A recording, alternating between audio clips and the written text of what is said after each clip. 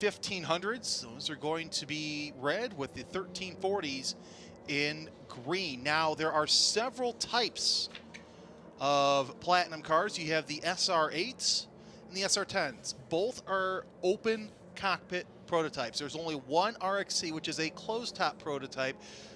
Looks kind of like what you would see for IMSA weekend. The SR8s have the 2.7-liter, 411 horsepower V8, and the SR10s, those are the Ford EcoBoost, same with the RXC. So we're going to see some differences in speed, especially at the start. We might have not only some interclass racing, but out-of-class racing, especially near the end as the cars make their way around turn number 1 for the pace lap. As we are set to go racing, and this is going to be interesting to see. These cars had plenty of track time yesterday between testing and practice 1, and they also had practice qualifying earlier in the day, as we will see 35 minutes of racing here at Road America. Again, my name is Jeremy Scott. Greg Creamer joining us here, and we'll also have Tom Drewer in the booth at some point today. And Greg, go ahead. I was just going to say, you know, you got the platinum class, and you got Pro 1500, Pro 1340. The interesting thing in the mix to me here is the drivers in this you know, these pro categories. You've got some of the young guns that are really trying to get their first inroads made into showing what they're capable of, getting a chance to run in front of IndyCar and Road to Indy teams to really show their stuff. But even in those categories, you've got some of the very talented and fast gentleman drivers that just love driving these radical cars. And, you know, there are few, you know, sports prototypes that look better than these, and certainly few that run as well as these. And and that new the one that you were talking about, the 10, what a beautiful bit of kit that is. It is. By the way, we want to welcome all of you watching on YouTube to the first race of the weekend for the Blue Marble Radical Cup North American. Back to the SR10. I've actually had a chance to watch it in Anger at the Audubon Country Club. It looks beautiful and it sounds beautiful. It just, first time I saw it on track, it took my breath away, because it is, I think it's the closest step you can get to going into an IMSA prototype lights, or if you decide to go play in, you know, FR Americas, or if you're young and you want to move into an Indy Lights, right, you can certainly do that from the SR10. Yeah, it's a great platform, isn't it? And yeah. Really, really quick. It really is. And it's very early in its development, too, so it's just going to continue to get better and better as the field now working its way through the carousel.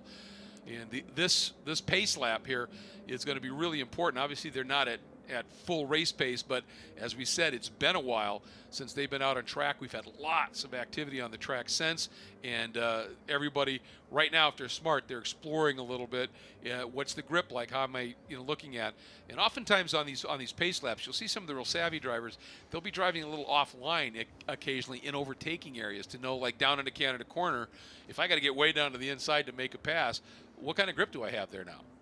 And Greg, you and I have both worked Canada Corner as corner workers, so you know what that's like. And so it was interesting. I was actually just telling my wife about one of the times during the June sprints where I may have had to watch somebody try and, you know, and that could happen too. So, sure. And as we saw during practice in Indy cars and how cars went off, you know, in strange spots in turn number 13. Yeah, so the exit of Billy Mitchell. I mean, that's a big, still blind, even without the bridge there. That's a blind commitment corner. And you get offline just a little bit there. It can cost you. You're watching to see. The pace car stays out another one. Yep. So we'll go through the full field rundown as they come across the line. Looking at the starter, and no indication on if we are one to go this time by or not, as interesting, Louis Schreiber falling down in the order, so not sure if he's having a transponder issue, and see if we can watch the screen real quick. As sure is. appears that Louis Schreiber did not make the grid. We'll get some more information on that, but here's the rundown as we have it. Again, it's different than what we see on timing and scoring, but here's where they qualified. Louis Schreiber with a pole time of 2:08.2. Indy L. Miller in the 500 with a 2:08.6. That's row 1. Row 2, Judd Miller in the 64 and John Field in the 37. By the way, almost gives me memories, Greg, of John starting all those ALMS races in his Lola, in the Intersport Lola. I remember, for some reason, I just thought of this, Salt Lake City, 2008. Yep. That was a heck of a start by him. Yeah, it was. It absolutely was. And, you know, if you think, too, a little bit after that, a gal named Liz Halliday who ran in that car with Clint and was hounding those Porsche Spiders at Mosport for a lot of laps. And a guy named Romain Dumas couldn't get by. I mean, Fields, they've always presented really fast cars. In row 3 is a 63 of Jim Booth, another very quick driver. Scott Wagner in the 8 makes up row 3. Row 4, Gustavo Raff, also your Pro 1500 pole sitter in the 28 alongside Greg Gorski in the 24. Nate Smith in the 91 and Alex Morton in the 3 make up row 5. Row 6 will be Palmer Miller in the 32 and Steve Jenks in the 68. Noah Ping and Nick Pearson make up row 7. That's 55 and 418. Alan Dursey not going to run. Row 8 is going to be the 29 of Richard Durachet and the 5 of Max Felder. Then it is David Albin in the 349, your Pro 1340 pole sitter, Christian Weir in the 31. Zach Ping in the 97 and Mike DeAmbrose Jr. in the 6 will be alongside each other in row 10. Row 11 will be the 61 of Mike Anzaldi and Pius Engman in the 07. That's Thomas Palladino in the 913, Jason Greenwood in the 529. Andrew Marks in the 14, John Ranty in the 99, and Jeff Ping and Conrad Park, who didn't long a time, but I don't think he's going to be running, will be alongside each other. All right, so the pace car on the field making their way around the carousel and into the kink, still single file, so we'll see if the field starts to pair up along the backside or off of turn number 12.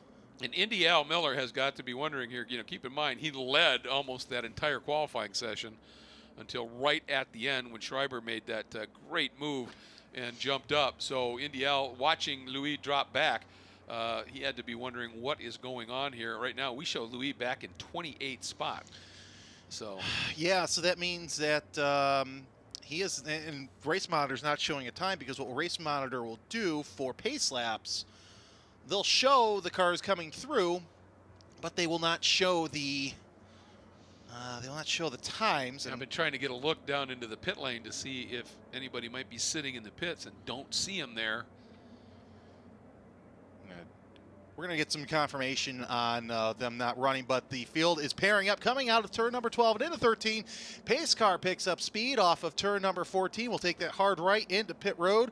We will see the front row here shortly. It's going to be the 500 of Indy Al Miller and the 64 of Judd Miller. No relation. Pace cars in the pit. Greg, I think we're set for 35 minutes of racing. Looking forward to this. 3 different classes going after it. And we are just a couple of seconds away, this long climb up the hill to the start-finish line, and they'll be unleashed. Oh, Greg, this always gives me goosebumps watching them come up the field. Radical slowly making their way out from under the NTT bridge. Eyes on the starter. Green flag is out as we see side-by-side Radicals come down the front straightaway. It is Indy Al Miller with the lead. Judd Miller in second place. John Field is in third. They come through turn number 1 here shortly as they start to fan out 2-3 wide near the back as we see some of the 1340s, little 3 wide action. Big move by Field, Jeremy, down into second. So Field makes its way in the second. We talked about that fantastic start once again as he tries to go to the inside of Indy Al Miller through turn number 3. Doesn't make anything happen. They're nose to tail. And if anything's going to happen, it's going to be here shortly in turn number 5. So we'll keep our eyes. They come through the Sargento Bridge. Indy Al Miller has opened up a little bit of a gap between he and Field, but also we are seeing that Judd Miller trying to do what he can into turn 5. Judd Miller looks to the inside, not going to make anything happen. 1, 2, 3 as they come out of turn number 5, Greg. Well, it's interesting. I thought Judd Miller was going to be in a position for a nice toe and a move down into 5, and instead John Field just out-deeped him big time down into turn 5 and closed a big bunch onto Al Miller. 2 to 3 car length separates first and second. They've opened up a little bit of gap to Judd Miller. So now this battle for the lead goes into turn number 8. Field thinks better of trying to go to the inside, but Miller, that's Indy Al Miller, kicks out a little bit out of turn number 8. They're through the carousel. Field, he's going to try and look to the inside of the carousel coming out. It's still Indy Al Miller as he looks at the inside going to the kink. I wouldn't advise the pass there, Greg. No, and clearly John Field has lost none of that big bravado he's had over the years with that look down to the inside into the center of the carousel. He really gave it a good look. I think he was just trying maybe to get into Indy Al Miller. A little bit of smoke out of Indy Al Miller. Now that's down to a half car length as they come out of turn number 12. And Miller looking into his mirrors. We don't see that much out of him. They come into turn number 13, now into 14, and here comes Field to the inside as he locks up the lead, and he's going to get the slide job coming out as now they're side by side. Indy Al Miller and Field coming up the straightaway, and Miller got him back. Yeah, he got him back. Beautiful over-under move, Jeremy. That was a beautiful over-under move. Tom Drewer joins us in the booth. I got to say, what happened there with Louis Schreiber? Yeah, good question. Don't know. So I have as little information as you, and really want to know that story myself. But I tell you what, this is awesome racing. 2 champions, if you like. One, a Radical Cup champion. One, a former American Le Mans Series champion. Exactly. Oh, Miller with a little bit of a wiggle coming out of turn number 3, but he still opens the gap to Field. I'll tell you what, that move that Field had, if it would have sticked, that would have been a fantastic pass for the lead. And in Pro 1340, Zach Ping has gone to the front as well. Nice move as he got around both Christian Ware and D'Ambrose, went with him. Ware now back into the 3rd spot. Well, and this is Weir's, it's not Weir's first professional race, but he's young, so that's not too much of a surprise to see, a little bit of inexperience there. But I think that throughout the race, we're going to see him come up through the front because look at how quick he's been throughout testing and practice. Absolutely, but it's amazing. Both of those guys, very inexperienced really when you think about it. And back here, the action at the front, John Field still trying to hunt down Indy Al Miller. Have another go. He'll do that quickly, won't he? Oh, he will. He's been really fast through the carousel section here. See if he's able to round him up here. Looks like there's a little gap. Just to give a quick update, in Pro 1500, big move on the opening lap by Noah. Ping up from 7th into 3rd, and Nate Smith dropping back from 3rd to 6th. So lots of shuffling going on there. And that time by, we did see that Field did lay back a little bit. He's starting to close into turn number 12. I don't think he's going to have enough to make that move into 14 like we saw last time by. Of course, also what didn't help Miller was his little lockup that he had in the turn number 12, but they're going to try again through turn number 13. 2 to 3 car lengths of separation has come out of 13, and they'll set up for 14, and Field looks to the inside, going to think better of it.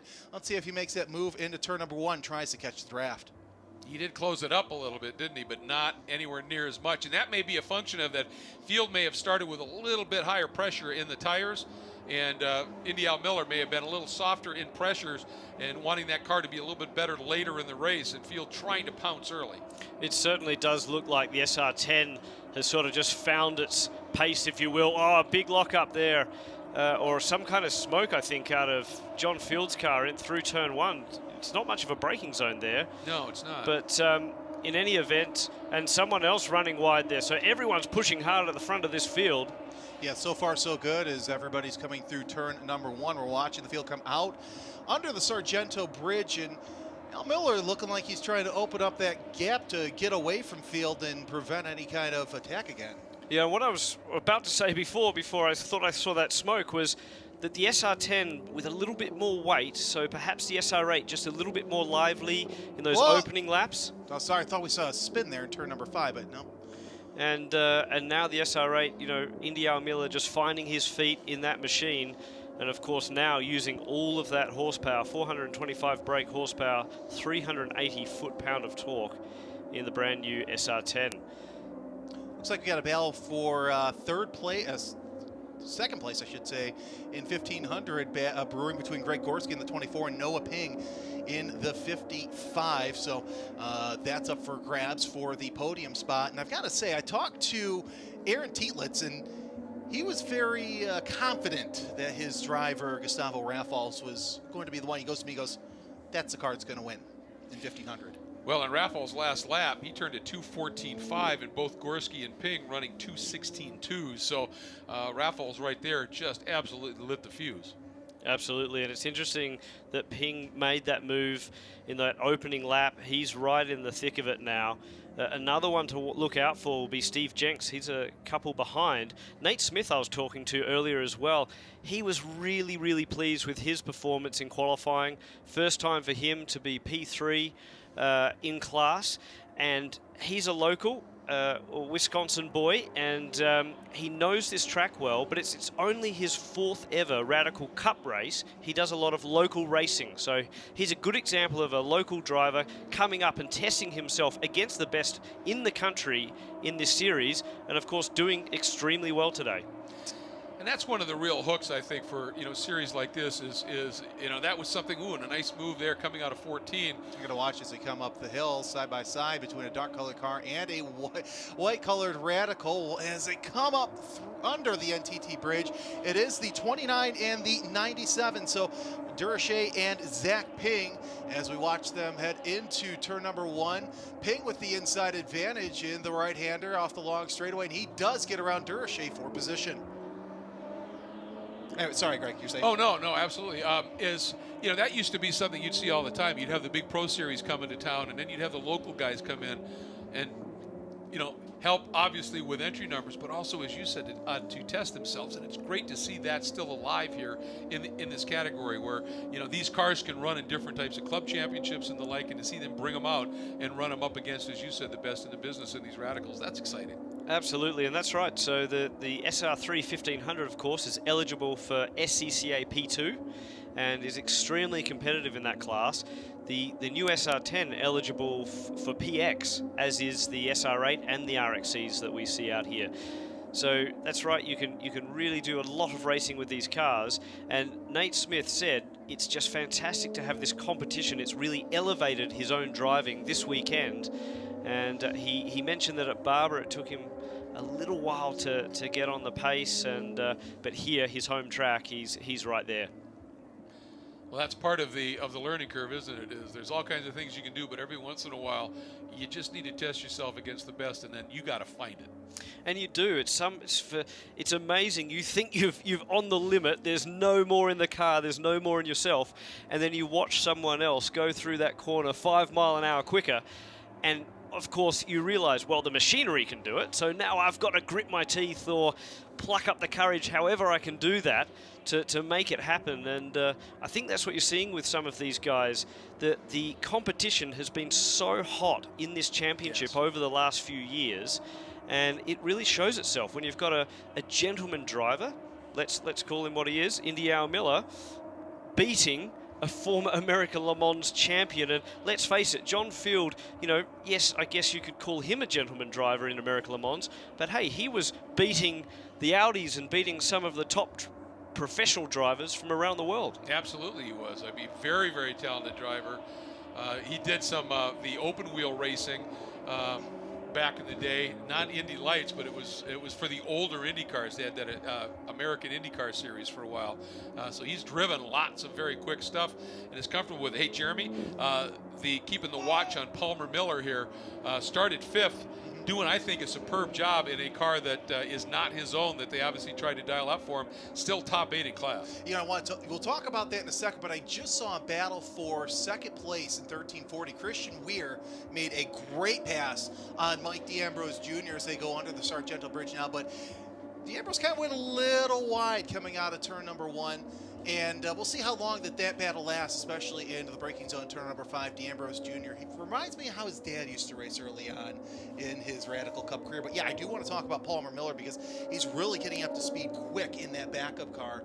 I think it's going to be interesting to see what happens tomorrow, because now he's not necessarily worried about position, Tom, but he's worried about time. Well, that's it. So the way that the grid is set for race 2 is fastest laps from today's race, meaning that it's just not about track position.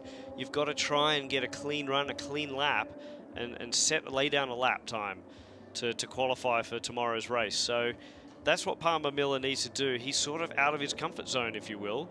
He's a bit further back than he'd like. for that matter, Nick Pearson doing a tremendous job ahead of him. And that's a really strong run for him at the moment. But Miller, you know, he had 2 race wins at Barber. So, you know, he would be thinking to himself, I need to be up where Gustavo is. This is a fight for the championship, and Gustavo is going to collect a huge amount of points on me at the moment. Well, the battle you've been watching on this screen was that of the second place battle for 1340. And they'll come around the track here shortly. I'll say this, the Ambrose Jr. still not letting up on young Christian Weir. This is his first Radical Cup race. He's making some headway, though, in the Formula Car ranks. He, at the time, was the points leader for the Eastern Pro 4 Championship. They're racing at pit race this weekend, so he'll lose that lead. But he's spending, I talked to his parents throughout the season, and they're getting him in Radical Cup. They're having him test USF 2000. He's running Eastern Pro 4. They're getting him in as many cars as they can to give him the full immersive experience. A seat time is everything. Yes. And the more you drive, the better it is. And if you can drive a variety of cars, it makes your adaptability all that more effective as you're trying to move up the ladder. And okay, I don't have an opening in this category, but geez, there's somebody that wants me to drive here. Well, I've driven something similar to that. It just improves everything. And Tom, there's nothing wrong in this area with being a good all-rounder, as they call it. Absolutely. I mean, look, at the end of the day, when you look at careers these days, it's tough to get those seats in the single seat categories, particularly when you think of IndyCar and you know, God forbid you try and go over to Europe. So sports car racing is a great opportunity for a lot of young drivers to make a name for themselves and make a career. And it's not to say that you can't make that transition later on, as we've seen some drivers do. So to jump into something like a Radical, cut your teeth, learn the craft, learn your racecraft, learn all the techniques in terms of braking, how to deal with downforce, etc., etc. You can really go 2 ways. You can do a Jordan Missick and jump from the Radical into the F3 Championship or the Formula Regional Championship, or you can jump from a Radical into a top GT car with plenty of downforce. You're going to feel comfortable straight away, and that's what's been so fantastic about this series year after year, is the guys that have come through it. Look at George Kurtz, spent years racing in Radicals out at Spring Mountain. He's done the Radical series, still owns a Radical. In fact, he's a member out at Apex Country Club in Arizona, and yep, he's won the World Challenge Championship in GTSA, I think. That's right. And 2017 with a slew of wins. Yeah, and has gone and on now to has a few GT3 wins in the Pro-Am category. Absolutely, racing in Europe. Exactly. Yeah. And the interesting thing, too, about these cars is obviously with the new SR10, you're starting to get into some serious horsepower numbers, but some of the other machines, they don't have a huge amount of horsepower, a lot of performance. But what that does is you're learning on, especially a track like this, how to carry speed, carry momentum.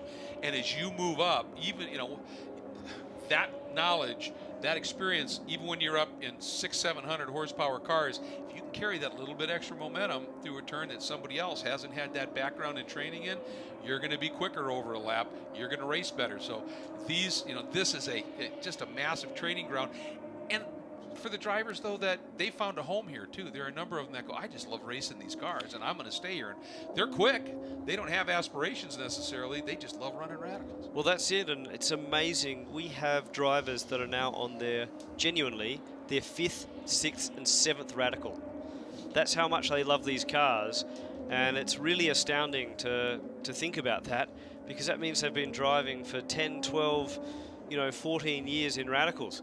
What do you see, Jeremy? It looks like we might have been off in turn number 6 as there's been some battles near the middle of the pack. We'll keep an eye on it, see what happens here, but some interesting battles. I must say it's been a relatively clean race so far. It looks like we've got a slower car. Yeah, a slower car coming off of turn number 6. We've got a battle forming up for the 4th place spot in Pro 1500 too, Jeremy, as Steve Jenks has recovered and has closed up. He's about a 1.5 seconds now off the tail of the number 3 of Alex Morton. I'll tell you what, another battle I'm watching, that was the battle for It's not necessarily for class, but it's for overall between Zach Ping in the 97 and 1340, David Albin in the 349 for Pro 1500, and Conrad Park in the RXC in the Platinum class. They've been going back and forth, and also keep an eye on the 31 and the 6. Now, they're battling for a second and third in 1340. If that gets any more dicier, we might actually have a battle for the lead in 1340. Yeah, I was going to say, Christian Weir got back around D'Ambrose, didn't he? But he sure hasn't been able to check out. D'Ambrose is tucked in and is racing him furiously. I'll say this, that is the trademark of the D'Ambrose family. Both D'Ambrose and D'Ambrose Jr., they're fierce racers once they get the helmet on. Once they get the helmet off, though, nicest people you can meet. Yeah, there's something about, I've got a theory about that, is when you put, helmets have to be so tight to be effective, that as you squeeze them on, it takes a lot of things and pushes it into a lower, portions of the body, and it just turns into pure testosterone at that point, and you get fierce. Yeah, it's something like that, isn't it? I mean, I think back to when I was lucky enough to be racing, and I don't know, I think that's being kind. I think sometimes you put the helmet on and you just lose all wits, perhaps, or just the aggression takes over. But that's the challenge, isn't it? At the end of the day, you're trying to extract the most out of yourself and the most out of these cars, and it takes a lot of G'ing up, but you've got to be reserved at the same time. You want to be cool, calm, collected, hitting your marks every corner, every lap. And finding that balance, I think, for some people is difficult sometimes. Well, guys, I think we actually may have a battle for the 1340 lead, as we just saw the 97 of Ping come into picture in turn 6, as now he is falling back just a little bit on course. Christian Weir only 1.4 seconds behind as they come by. Of course, we have 13 minutes left, so really anything can happen here in the next couple of laps, because Durocher and Park did get around Zach Ping for position. And I think that's what caused the problem. And we talked before the race started about sometimes it's getting overtaken. You can lose time if you don't play it right. Ping's last lap, which is the one where he got overtaken, a 2:20.3. Weir's last lap, a 2:18.6. That's where that margin evaporated. Yeah, Zach Ping, really impressive. I mean, he's only got a couple of radical races under his belt too, and he hasn't been running as frequently as his brother, nor his father. So doing an exceptional job for Comprint Motorsports out of Georgia, and they're members of Atlanta Motorsport Park, that family, and love their motorsport and have really fallen in love with radicals. I'm not sure how many they own now, but it seems to be more radicals than people. So I don't know what that says, but I guess it's a good thing for us. We have a battle forming up for second overall right now, as I don't know what's up with John Field. His last lap at 2:13.8. Judd Miller at corked at 2:11.8 and is close to within a half a second. I'm wondering if that start that Field had the tires fell off, and we saw that a lot in ALMS too, where you have those awesome starts and all of a sudden tires fall off. And well, that's where I wonder if he didn't start with a little higher pressure to get that car fast early, and now he's paying the price a little bit. Well, of course, the other thing is this track's evolved a huge amount during the day, and we just had the Indy cars on, so all of a sudden a different rubber yet again. It might be that some of these guys are just struggling on this new surface that's changed because the Firestone tires is not necessarily playing well with our hand-cooked tires.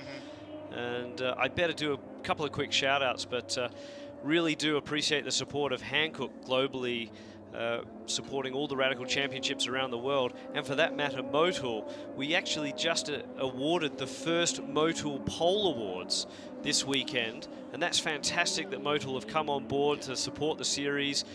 So that's just like in the American Le Mans Series Pole Award. Oh, you've got a car off. That looks like D'Ambrose Jr. going off at turn number 6 as we're watching the battle for the 1340 lead in turn number 8. We'll get confirmation of that, but D'Ambrose Jr. trying to hold on to that third place, and he's fallen back just a little bit as the battle for 1340 rages on through the carousel. We talked about how he was trying to stick with Weir and had been doing that very, very well.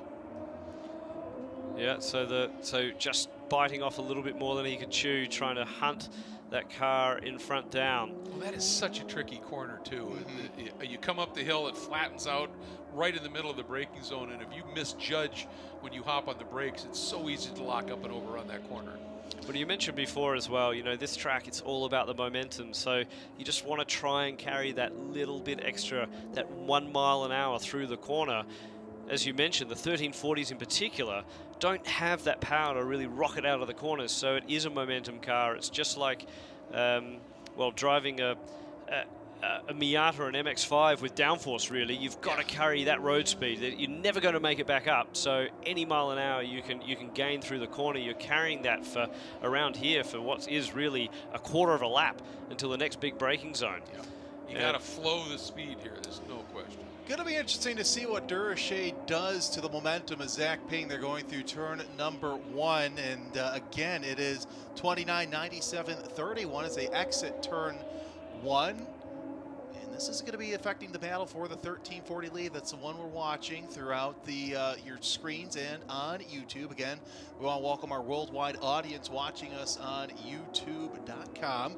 As looks like Weir has closed up as we go under the Sargento Bridge. Our eyes will be on turn number 5 as we'll see where Weir is, if he's going to try a pass there. I think he's too far away to make anything happen. He's going to look to the outside as Ping kind of takes a little bit of offensive line there. Well, I'll tell you, Weir in that last lap ran a 2:18 flat, Ping running a 2:18.3, and for the first time now, Christian Weir, as is obvious if you just watch it right now, is well within a second at this stage. And it's a couple car lengths separating the two as they come through turn number 7. A couple more opportunities for Weir to make something happen this lap, but he's not going to be able to make it happen in turn number 8, so he's got to set himself up through the 8 through 12 complex so he can try something in Canada corner as they come around the carousel, and both running about the same line. You know, one thing that was interesting, Greg, is we saw that Indy Al Miller was running a little bit of a higher line through the carousel, whereas you saw Field, as he was trying to catch up to Miller, running a tighter line. Yeah, and I mean, some of that is, one, how the car's set up.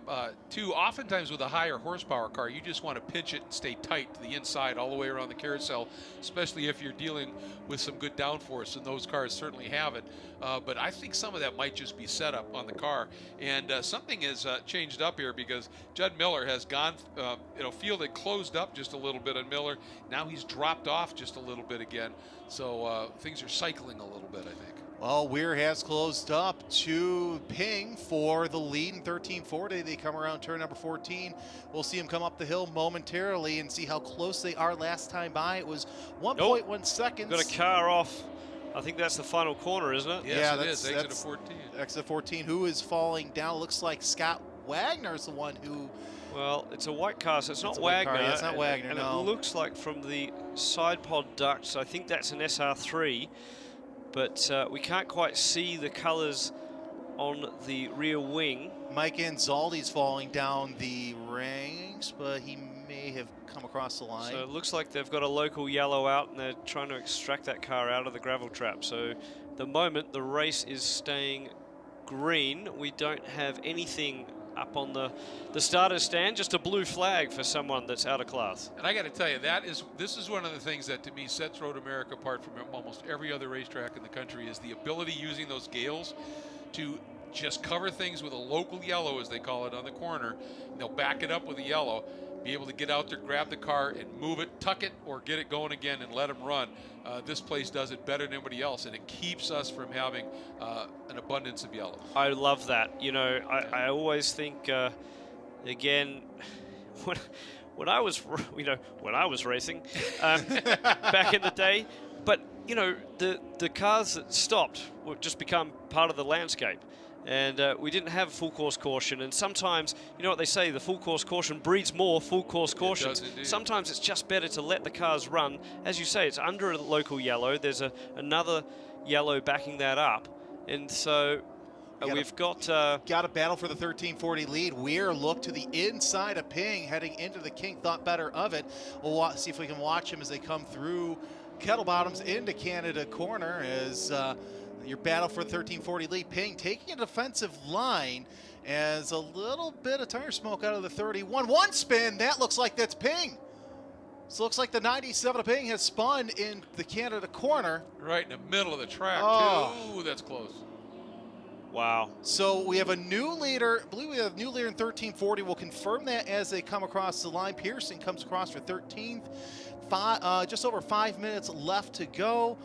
And Here come more cars up the long straightaway. Durachet and Christian Weir, indeed, is your new leader after a spin in turn 12 by Zach Ping. That is really tough luck for that young gun. I mean, he's a great young driver and pushing hard, doing a sterling job, and what a shame for that young man. But I tell you what, the luck has turned in Christian Weir's favour, and he is also doing a brilliant job. I was going to say, his debut. He was piling on pressure. He was filling Ping's mirrors. Yeah. I mean, he did a great job of maybe just obviously forcing Ping into that little mistake. And by the way, he's only 14 years old for those who aren't here for practice and qualifying. Just graduated junior high. Kid's now good. that's just hurtful. It is hurtful. I agree. Oh yeah. Absolutely. Oh yeah. Well, think about that though. How lucky. You're 14 years old. I know. You're racing these cars around Road America, IndyCar weekend, big crowd. I mean, Yeah. that's bucket list stuff, and you're only 14 years old. I'm not sure what you're meant to do for the rest of your life. I was just thinking, where do you go from there? That's right. Exactly. Oh, and by the way, you're leading your class, no less. Yes. That's impressive stuff. So as we have about 3 minutes left to go, Indy L. Miller leading Judd Miller. We apologize for the lack of updates with timing and scoring, but there's just been so much racing action throughout here. So it's Indy L. Miller, Judd Miller in the 64, and John Field, your top three in Platinum as we take a look at the Pro 1500. Looks like Aaron Tielitz may be right as Gustavo Raffles leads Greg Gorski and Noah Payne 28, 24, and 55. Christian Weir, Mike D'Ambrose Jr. after that off in turn 6 is second. Zach Ping is in third place. Well, for Indy Al Miller, this is a big opportunity. Came in second in the points, and I don't believe that Mel Johnson is running. And an opportunity here for Indy L just to max everything out here. Obviously didn't get the point for pole, but still opportunity to really make a statement here in terms of the points, isn't it, Tom? Absolutely. This is going to put him in command of the championship. And as you say, Mel Johnson not missing this round. And a bit of a shame, really. Terry Olsen also not with us this weekend because of his Lamborghini commitments. So it's going to rocket some of these names right up that leaderboard. And that's where it's so tragic with Louis Schreiber to get back to qualifying, put it on pole, recover, if you like, the weekend, and then to have it all come unstuck yet again. It'll be interesting to see what actually transpired with that car. And I talked to Louis before the race, and didn't sound like there was any problem. You know, he's excited for starting from pole, but just you got to wonder what happened there, and you got to feel bad for him as well, because this would have been a great race between he and Indy Al Miller. Well, absolutely. They were joking around on the grid. In fact, they give each other a lot of grief. And in fact, there was some talk. Al Miller was trying to wind him up after qualifying, saying, I'm going to protest you for something or other. And I think saying again, look, I'm going to protest you after the race because you're just too fast. so, oh, look at that. It was 3 wide, I think, just going into turn 5. Just caught a glimpse of that on the super screen. Looks like we got some side-by-side battles through turn number 5 and into turn number 6. And we're closing down on the waning minutes of this race. And there they are on your screen. Got 3 cars battling for position in turn number 7, now down into turn number 8. Hugely critical braking zone here. As we watch that real quick, just keeping a track on Palmer Miller. He's qualified 5th, but then in that backup car, dropped back to 8th. He's fought his way back up to 6th. And keep in mind, he comes in here 2nd in the points to Gustavo Raffles, so that's huge for him. And Greg, any kind of point gain he can keep building is huge. And provisional pole sitters right now for race number 2, which will be later on tomorrow. Indy Al Miller right now quickest with a 2:09.4, and that's during race pace, no less. Greg Gorski right now fastest in 1500 with a 13.5, and in 1340 is Christian Weir with a 2:18. Very nice job. And yeah, so the clock really winding down now. We'll wait to see the starter to see what flag comes out here next time by. We got to see where the 500 of Indy Al Miller is. There he as is, well. around the final corner and right up under the NTT bridge. As the starter has a flag out, and it It's is the white flag. 1 lap to go for Indy Al Miller. And Gorski, by the way, is close back up. He's within 2 seconds now of Gustavo Rafals. That's going to be interesting to see if that battle heats up here in the closing corners. So Greg Gorski, Smoke Buddy sponsored car, the 24 machine. He calls the car Evil Buddy. He's got red on the headlights to sort of glow mean, and he does a fantastic job. He's been racing Radicals, again, a Spring Mountain member. He's one of the older guys in the field. He's got such a big heart, though. He loves his motorsport, and I really think of all the speeches he gives at the end of the year ceremony. You know, this means so much to him. The racing every weekend, being with his friends. He's become a massive friend of Al Miller's. You know, this is what it's all about: going racing with your mates, having a great time on the track and a great time off it, and that's what the Radical Cup is all about. And I'll tell you what, that great time on the track, it is enjoyed by everybody watching it and calling it. This is some really fun stuff, isn't it? We've seen some great battles here in the closing laps. Oh, by the way, there's 2 more races. Yeah, triple header weekend. Oh, I'm baby. so excited. I love it. Well, amazingly, we do a triple header every weekend. That's one of the other big features of the Radical Cup, is lots of track time. So it is a great opportunity for these guys to come out, spend a weekend away, just have a boatload of fun. And really got to thank Indy Al Miller and Blue Marble Cocktails for their support of the series year after year now. And of course, you know, as we say, we'll waste the champagne because we'll drink the Blue Marbles. There you go. I was going to say, yeah, big thanks, obviously. Shout out to Blue Marble for everything they're doing. Premium cocktails at that, isn't it? Premium cocktails. Real quick, Conrad Park with an off in Canada corner. He's slowly making his way around the circuit up to pit road, as we will see the checker flag come out shortly, though. Right now, white flag is out for the field. Starter hands the assistant starter the white flag, and the checkered flag is out. Indy Al Miller with the fist in the air. He goes green to checker for race number 1 of the weekend for the Blue Marble Radical Cup North America, as we wait for the 28 of Gustavo Rafals to come down to take his checkered flag. Yeah, the Sunoco checker flag waving over the field here at Road America. And a great job by all the competitors. A pretty clean race in the end. Yeah. Really. Nice to finish a very action-packed Friday with a relatively clean race. No safety car periods, and just that unfortunate mishap. Ooh, at the line, was that close? That was close, and Jim Booth nips John Field at the line for the podium. Well done by Jim. And Gustavo Rafals comes across the line to win in 1500. Greg Gorski second, waiting on Noah Ping as your 3rd place. And of course, we also have the 1340 lead. Looking back at that, Christian, we're holding a 7.5 second gap. Well, at least to 16th. It's more like 9 seconds back to Mike D'Ambrose Jr. That's impressive. So obviously that impacted by Ping's little moment there as well. It cost some time nonetheless, but great drive by Christian Weir, that young man. Talk about somebody with a lot of talent here. And Jim Booth, I've had the pleasure of calling Jim the last few years in Ferrari Challenge Racing, where he is right at the sharp end of things, and an owner of many McDonald's franchises, and that's the reason he carries the golden arches on the side of that machine. And he is talented, as you can see. Great final lap to jump up onto the podium, Jeremy. Well, and you and I have also called races for as long as I can remember announcing with Jim Booth, whether it's Viper Cup or Ferrari Challenge and some Prototype Challenge.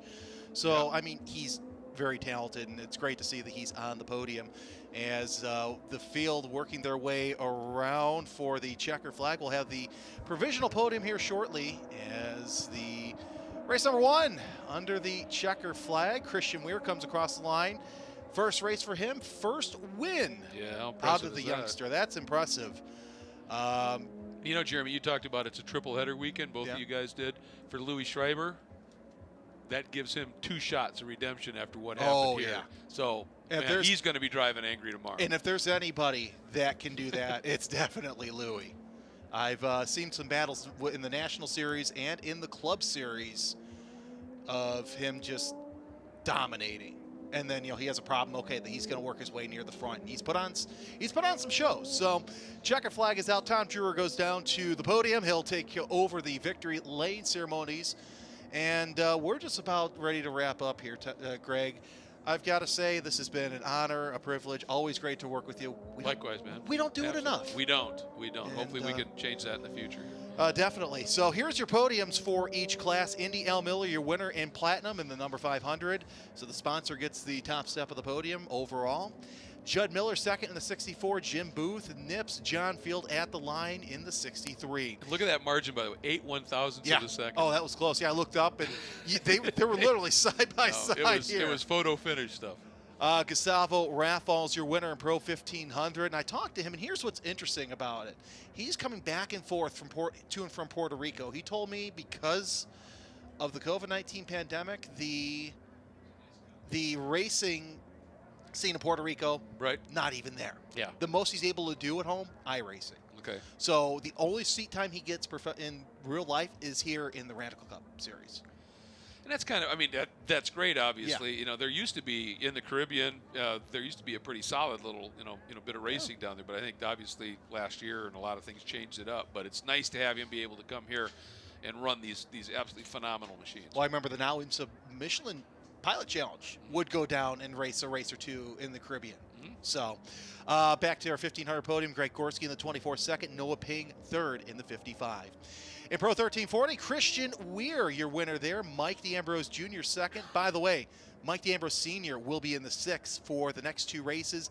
And Zach Ping is your third place finisher. And got more racing tomorrow with not only the road to Indy, IndyCar qualifying, but we also have the final Radical Cup race of the second Radical Cup race of the day tomorrow. Yeah, one each day, and that's just absolutely wonderful. As you said, a lot of track time for these guys to get out there, and they put on such a great show, and really enjoy it, obviously. So 520 will be the Radical Cup Race 2. It'll be following NTT IndyCar Series practice.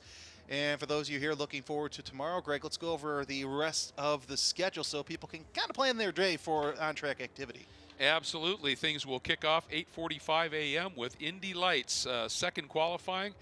So we just get after it immediately. Then IndyCar Series second practice at 10:05, 11:15. First race of the Saturday will be the first race for the US F2000 machines. Then at 12:10, Indy Pro 2000 will have their first race. Then at 1:30, NTT IndyCar Series qualifying. And then 3:05, Indy Lights takes to the track for their first race. 4:30 will be NTT IndyCar Series final practice. And then we wrap things up, as you said, Jeremy, with the second of 3 Radical Cup races in the Blue Marble Series. So really excited about that.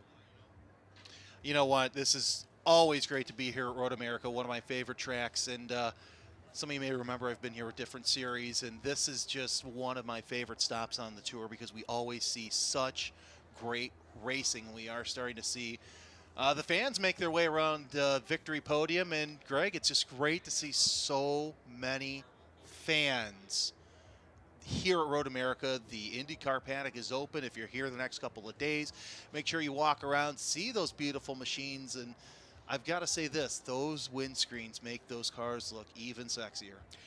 They really do. Yeah, they really do. They're just, that side-on view in particular. Those cars, they just, as I said, they just look like wicked hot rods. Oh yeah, they almost look like the Panos DPO ones. Yeah, yeah. Yep. Those things Absolutely. were fast sitting still. Yeah, I would agree.